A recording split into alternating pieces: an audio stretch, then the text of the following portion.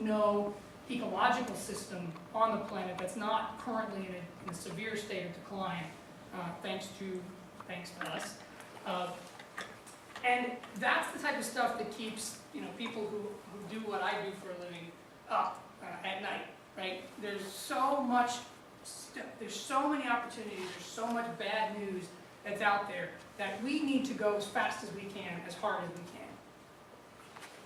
But since we have an economist in the room, I think that we can understand that if we produce the most perfect, pure grading system that is completely technologically unachievable, we disconnect the idea of what we want to accomplish from the engine that's going to drive that transformation, which is the market, right? So the thing that LEED has historically done, in my opinion, we've done it pretty well.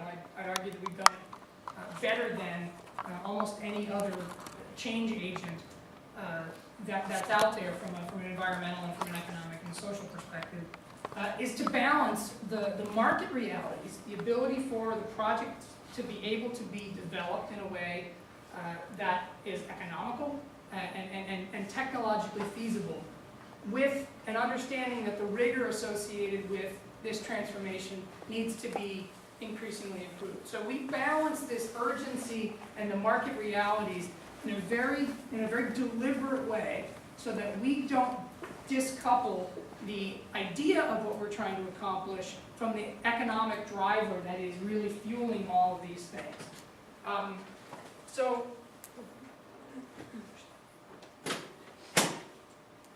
this tension, this creative tension, is one of the things that, as I said, I think we've done a pretty good job of balancing over the course of the last 13 years.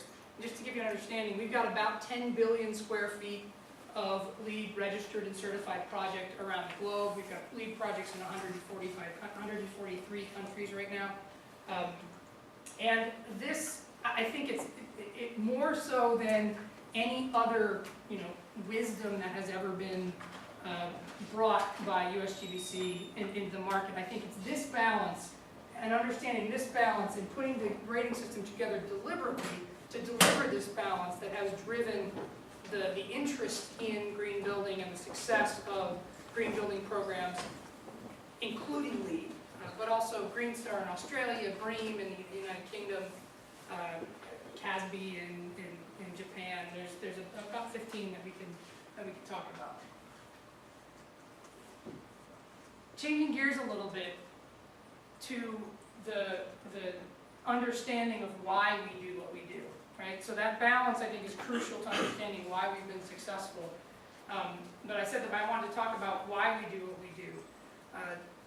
People who have engaged with LEED, I think, have understood it as a pragmatic framework for action, right? So we sit down and we encourage project teams to optimize the amount of recycled content material that they bring into a building, right? And recycled content from a designer's perspective, from an engineer's perspective, from an architect's perspective, from a specifier's perspective, is an actionable thing.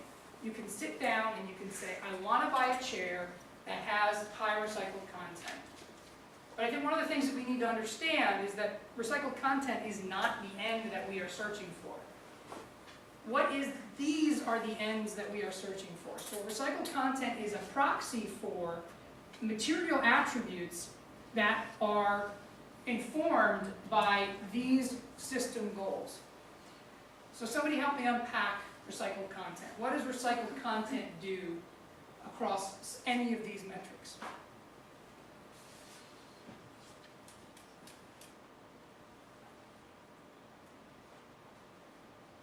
Is it protecting and enhancing biodiversity and ecosystem services? So I'm not digging up bauxite in South Africa to put it on a boat, to bring it over here, to turn it into aluminum, right?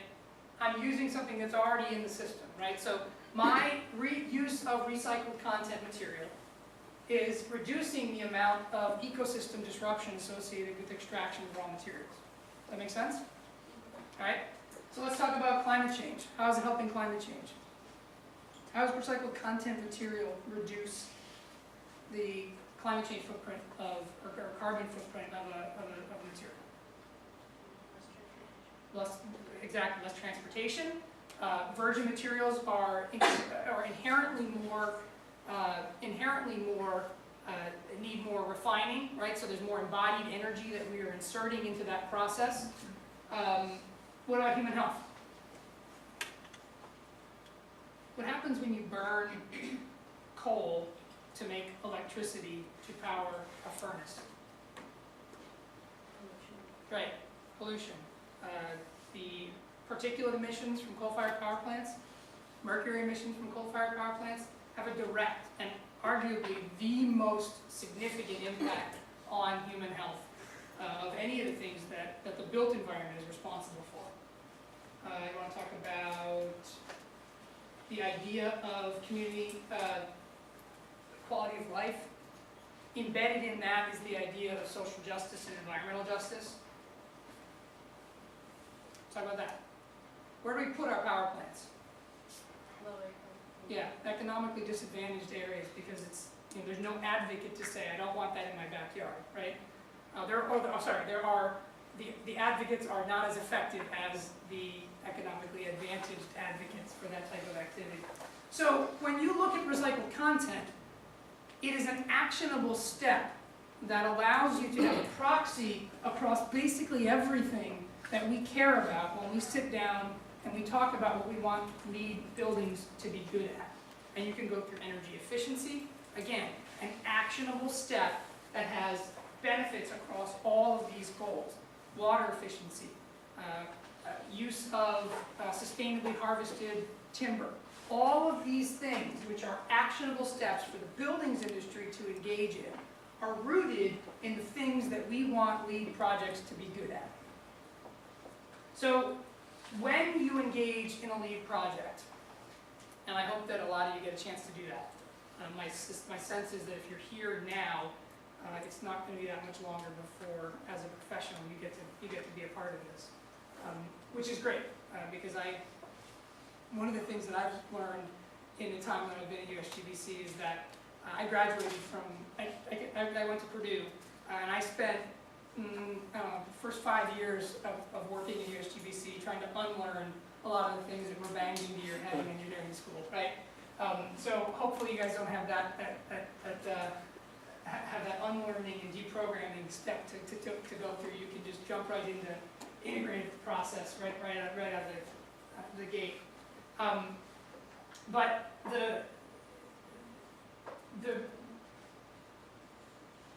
when you sit down to think about the outcomes that you're searching for out of a LEED project or any green building project, I want you to keep this type of thinking in mind and make sure that you think about all the different systems that you interact with over the course of what's going on. So I'm going to go into a little bit about how we've built this version of the rating system. How many of you are familiar with the pre-V4 versions of LEED? Awesome. Well, the biggest structural change that we've made is really the result of the way that USGBC has engaged the smart growth and new urbanist communities over the course of the last 10 years. For the first 5, 6, 7 years that LEED was in the market, we had a very, very direct focus on buildings, right? Just buildings with a little bit of context for place. But one of the things that we've understood and come to understand is that buildings are integrating into larger systems, transportation systems, water and wastewater systems, energy distribution infrastructure systems, right? So understanding that, we started a partnership with the Natural Resources Defense Council and the Council for the New Urbanism to set up a rating system that was as much about place as the buildings rating systems are about buildings, right? So over the course of that development, we created the LEED for Neighborhood Development Rating System, which is a place-making rating system with a little bit of green building mixed in. And if you want to think about the analog to that, is that the LEED buildings rating systems are green building rating systems with a little bit of place-making mixed in. And came to the conclusion that the way that we were talking about location and context and place was really kind of not as holistic and not as systems oriented as we wanted the rest of the rating system to be. So the sustainable sites credit category in pre-V4 rating systems was this mashup of place-related credits and site-related credits. And what the difference there is, when I'm talking about place, I'm talking about the way that the building integrates into infrastructure. And when I'm talking about site, I'm talking about the attributes of the built environment in that, just within the project boundary. So with that as the realization, with that as a basic understanding, we disaggregated the two concepts that were covered in this overarching umbrella of sustainable sites, and we created a new credit category, the location and transportation credit category. And when you look at this credit category, even though it's a new credit category, what you'll see is that many of the all of the sustainable sites credits that dealt with place-related things have migrated to this new credit category. Because there's a structure that we needed to make sure that we were focused on, and we needed to elevate the level of importance